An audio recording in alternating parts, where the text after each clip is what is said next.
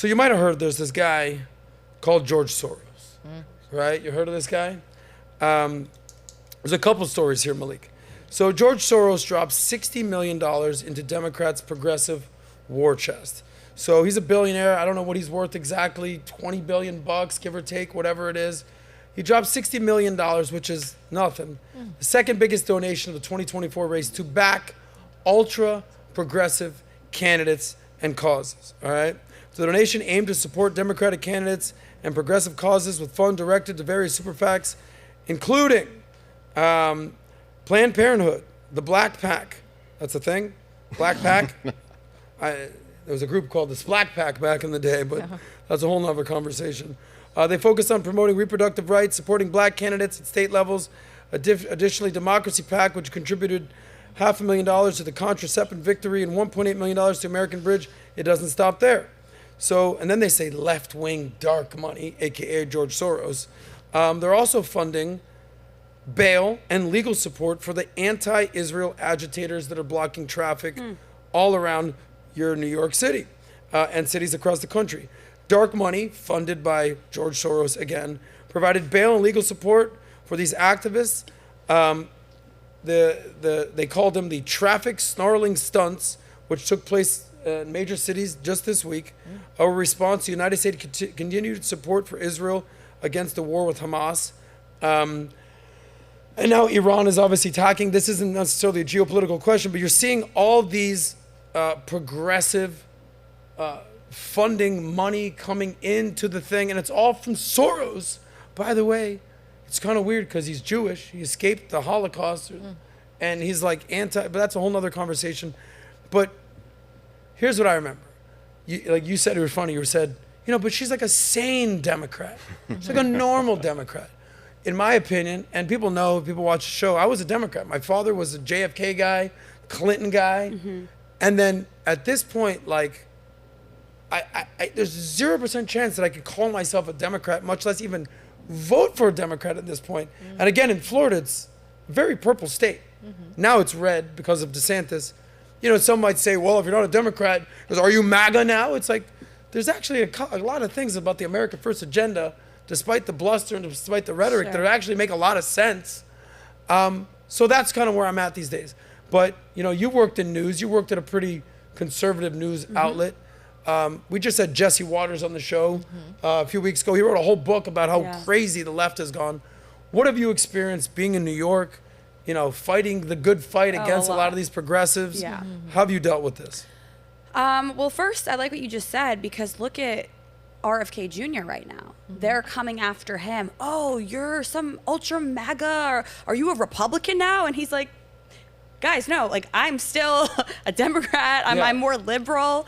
I have the same policies. I am the last liberal. Real quote, I don't know what the rest of you guys are doing now. That's his stance on things. So, and you find that quite often, even in New York. These people have had the same policies all along, but they don't relate to this crazy or not sane, insane group of people. How I stay sane in New York, that I can't reveal on air. No, I'm kidding. But it's been tough. A lot of drinking. As a reporter, as a female reporter, I mean, I've had everything from eggs thrown at me to being attacked on live television. People are crazy, and you look at these protesters that are showing up to the Trump trial so far this week even, and it's almost like America first versus anti-America. And when you look at the folks that are sort of anti-America, they're burning the American flag. They're so angry, and they're the only ones causing chaos and violence. But I have seen a huge change in just doing man on the street interviews as far as where New Yorkers stand on certain issues.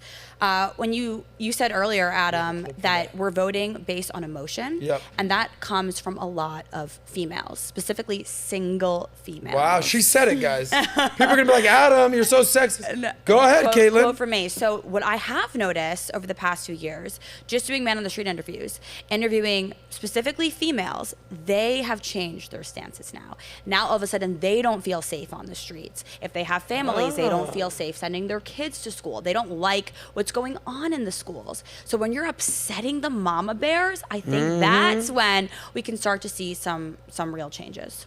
So you have some insight on George Soros, but it's not really George Soros that's kind of pulling the strings these days. Alex Soros, his son. What do you know about that? Well, as you said, I grew up in LA, grew up in a high-income neighborhood where there were a lot of people who had parents that were really successful and smart in certain areas of their life, and then also tried to dive in to try to change the world.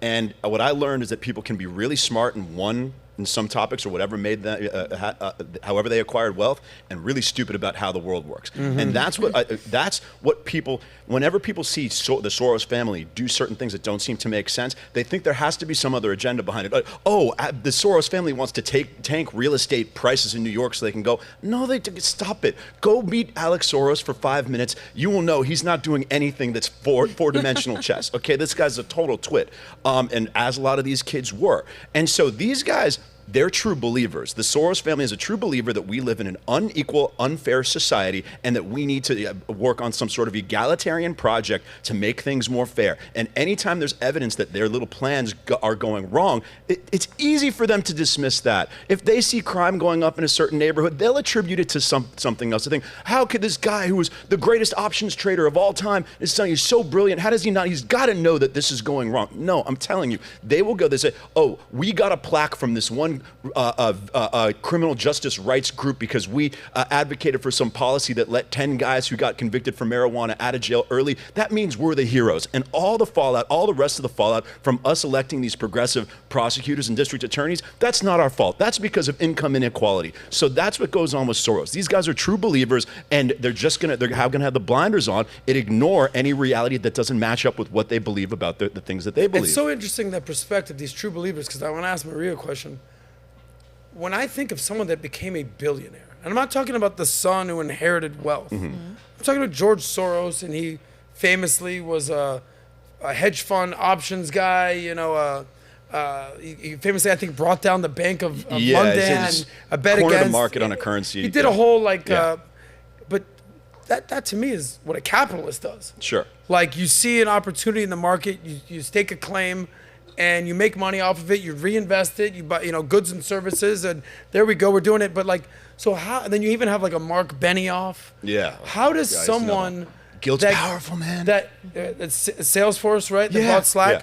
How does someone that builds businesses, that is a capitalist by nature, just become a socialist, progressive, Marxist at some point? Just one, guilt is powerful. Two, everybody wants to be the hero in their own story. And when someone like that can look at the inequality in our society, they think that it's incumbent upon them to change it. And, their guilt, they learn too many lessons from their guilt about their own wealth. And also, once they get rich, they're not experiencing normal society on a day-to-day basis anymore. It's like, dude, George Soros doesn't know what the hell's going on in society. Yeah, 10 years ago, he was pretty old. He was still running his operation. He's been so disenfranchised from normal day-to-day life and the problems that normal people undergo because he's been rich for so long. That's why these people can afford to have these stupid ideas about social engineering.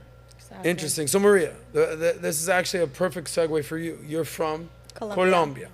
I was having dinner with a buddy last night who's Venezuelan. Okay? Venezuela, Colombia. I mean, in South America, one can argue that the most corrupt, ridiculous socialist country is Venezuela, right? Chavez, now Maduro. And he was pretty interesting. He's like, Maduro was not the smartest tool in the shed. But and I know Colombia has sort of kind of teetered on getting a little more socialist. Okay, tell us what's going on there. But more importantly, what would happen in America if we go from Democrat, all right, that's fine, to progressive, I don't know about that, to socialist, all right, what are we talking about here? To communist, to what hell just happened, to complete Marxist collectivist mentality. It's a slippery slope. And when you have a billionaire progressive basically pushing this Marxist agenda, what could happen? What examples have you seen living in Colombia next to Venezuela? What do you see? Well, right now, Colombia is actually driving towards the same future of what it is now, Venezuela, honestly. Like, literally, they're cutting the water now. actually last week they started cutting the water. So 2 days a week you cannot use the water. And then if you extend certain percentage of water per month, they're gonna put you a fine. So they're literally, the president is literally driving towards the same result of Venezuela. Plus we had a lot of people from Venezuela into Colombia. And it increased a lot, not to say that everybody's the same, but it increased a lot the insecurity and how people were like working for $1, which your payment should be like $30, for example. So it decreased the employee, everything. Like, it's so bad that now government, they want to keep having the control. And what they're doing is they're just selling the idea of like, I'm going to pay for everything for you. Maybe just like in LA, they're going to pay everything for you. So they have the control of everybody. And the amount of people that is actually poor in Colombia, it's bigger than the wealthy people. So that's why they're like literally throwing the country back. Yeah, it's one of those, you said it, it's a population thing. If you've got X amount of percentage that are rich, and if you don't have the people that have basically the beliefs that of like, yes, we want capitalism, yes. And the handout culture, the welfare culture, the welfare state is a very slippery slope. You know, we had Dave Rubin on the podcast how long ago? A couple of weeks 2 weeks ago. Yeah. And he said, I mean, we've heard this before. He goes, the road to hell is paved in good intentions. We'll give you free, we'll treat you this. But anything, whether it's free Medicare, whether it's free healthcare, whether it's free money to pay the bills, whether it's rent control, everything, someone's paying for that, Papi Chulo. Yeah. And it's probably happening sooner rather than later in Colombia if they go down this path. Yeah, definitely. And plus, if you're rich and then you want to like survive, you have to involve somehow in the politics. Yeah. Amy, you're from Australia. Welcome back. Hi. You've done a lot of content about what's going on in Australia. Now, when I think of Australia, when I think of Canada, when I think of sort of these colonies that were Commonwealth countries. Commonwealth countries, you know, I'm thinking, all right, you know, Western values, democracies, capitalism, maybe not capitalism. What's going on? Are they more communist? Are they socialist? Like, everyone I talk to in Canada is like, get me the out of here. You're like, California, you hear that all the time. Yeah. Justin Trudeau. So what the hell's going on in Australia? This is all basically a slippery slope conversation about how you go from being a normal, moderate democracy that thrives in capitalism to progressive values, funding that, socialism, Marxism. What's going on in Australia these days? The major point of difference between like Australia, Canada, and then somewhere like the United States, because we still have the same crazy people trying to exploit power. The difference is the protective mechanisms in place. We have a constitution here in the United States, and that's so important. The freedom of speech, the First Amendment, the Second Amendment, the right to bear arms, the Fourth Amendment as well. Australia and Canada really don't have anything like this actually codified within their systems, which means that when there is power to be exploited, there really isn't anything stopping them from being able to do so. What Dave said is so accurate. The road to hell is paved with good intentions. And it's the same thing in Australia, you know, socialized healthcare, this and that. Oh, you know, it's so great for all of these reasons. But I can guarantee you that even if the people in power right now have the most noble of intentions, who are ushering all these things, such as a cashless society, Australia is currently closing down ATMs and banks by the thousands. Wow. So they can ultimately usher in a fully digitalized system, which means it's just a flick of a switch to move over to a central bank digital currency. They're also moving towards a digital identity, which means that very soon you're only going to be able to be identified through way of your biometrics. I really believe that Australia and then some of these Commonwealth countries could be the first case studies we have for a full-blown dystopian society that is probably most accurately equated to something like the CCP, something that's going on in China. And again, it's the Chinese Communist Party. Correct, yeah. Wow. There's it's a very scary path that we're on right now, and no one's talking about it, but we have to realize how lucky we are here in the United States to have the Constitution and to have the protection measures that we do, because if we didn't, guaranteed we will be on that exact I'll say same path. this. You know, a lot of these, look, by the way, it's having a great conversation here. You know, a lot of stuff, we're talking relationships, we're talking politics, we're talking culture. We have 2 more stories we're going to cover, but I want to end on this segment. It's all about learning and admitting maybe I don't know everything and not being so entrenched in your beliefs. I'll give you an example. Again, I was a Democrat. My dad was a huge JFK guy. RFK, his brother, Bobby Kennedy, assassinated. Now his son, RFK, running for president.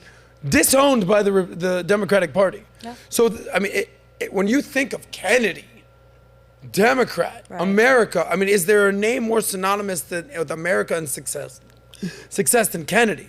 And he's not even a Democrat at this point.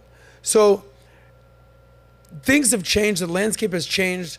The Republican Party, in my opinion, is no longer the typical Republican, Reagan-esque Republican Party. It's the MAGA Party. It's the Trump Party, whether you like it or not.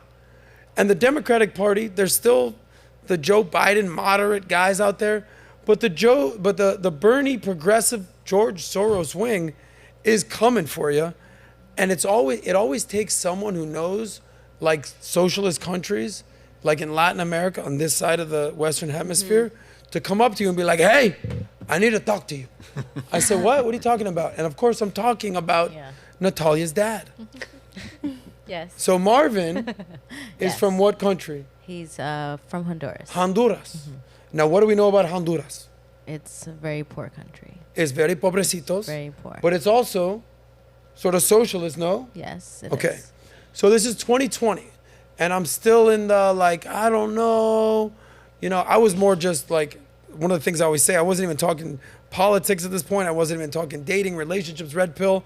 I said, listen, I don't care about the red. I don't care about the blue. I'm all about the money. I'm all about the green, straight up. So I bet everybody at Valuetainment, everybody on the PBD podcast, I said, look, guys, let me just tell you straight up, Donald Trump's not winning this election. Straight up. What are you talking about? Of course he's going to win. I said, the country's over him at this point. Right now, I happen to think he's actually going to win this time. Oh, he is. We'll see. But I bet everybody. So when you have skin in the game, obviously you're going to root for whatever. Nobody's a Joe Biden fan. People voted against Trump. We all know this. This is not Correct. breaking news. I bet Pat $1,000, Ricky $1,000, this person $1,000. You want to bet $100? Cool. You want to bet? I don't have any money. You want to bet a lunch? Boom, lunch. Dude, I'm betting this person. I'm eating lunch for the rest of my life. Pat's paid me $1,000. So there I am. And like, I kind of hit him with like a, told you so. Now look, there's a lot. You're one of those. I'm just saying, there's a large percent of the country that actually is like, no, Trump's actually still the president. He won. Okay, guys, relax. But the reality is, Joe Biden is the president right now. I don't think that's disputable. Now, whether he's actually there as the president, that's a whole other conversation. But I'll never forget. We're at Dallas Cowboy Stadium. It's crazy how the story is kind of all over the place. We're at Dallas Cowboy Stadium. This is right after the election, 2020, and it's now 2021. They rent out Dallas Cowboy Stadium. Bo Jackson's there, who's hanging out, PBD, the company. Now, I don't even know Nat at this point that much. Like, straight up, he's not my co-host, yet nothing. And this guy comes to me, hey, can I talk to you? I said, what's up, man? And I've seen your parents' pictures because they're like on the Right. executive board. Yeah. I was like, hey, what's up, man? He goes, why would you do that? Why would you vote for Biden? Yeah. I said, what do you mean? He goes, you're a communist? I'm like, what? Yeah. What? No. He's like, well, that's who you're voting for, bro. Yeah. That's what you stand for. I Yes, was like, Dad. Yes, I'm Dad. like, Go, Poppy. I'm like, yeah. I was like, what are you talking about? Like, I'm a moderate dude. Like, I pride myself on being moderate. I hate extremes. If you're an extreme on this side or extreme on this side, I'm like, I want nothing. I'm like a moderate, synergist, like Rodney King-esque, can't we all get along type dude. And he's like, I can't believe you would do something like this. By the way, you look at me in the eye when you're talking to me. Now, I'm not sure why I'm making Marvin. Yeah, great pick. This was a I'm photo. not sure why I'm making Marvin sound like Scarface right now, but the point is, Because it's fun. it's fun. Yeah. Cara cicatriz. But when you've seen that Yeah. side of the coin, so to Yeah. speak, there ain't no going back. And that's why Trump is doing so well with minorities right now. Did you Yes, see him the at Venezuelans, the Harlem? Colombians, the people Yeah. that escaped and fled there legally. Yeah. Legally, we're gonna build a wall legally. But it's just Yeah, it's last disturbing. word right there. We went on a family trip and we went to Honduras, and I've never seen poverty like that. I'm talking like it's like a whole ditch and it's just huts and homeless people like miles deep. And I'm thinking to myself, there's no AC in place, there's toilet paper is not in the bathroom. And I'm thinking to myself, how do people live like this? Yeah. And it just shows you how far things can go if you're not careful. And sometimes when you're, gimme, I need help, support, Yeah. and when you start living off of that, that's what the reality becomes. And it was such a humbling experience, and that's why my parents, they're very passionate about that, because they come from that. So, we take advantage of the AC in the room that you walk. You take advantage of the toilet paper in the bathroom, and you go to places like that, and that's luxury. Well, I'll tell you what, they say that, you want equality, yes, welcome to socialism and communism. You're all equally poor. Yeah. And that's how that works. Whoa. If you like that one, click right here to watch the full SOSCAST. And don't forget to subscribe to the channel.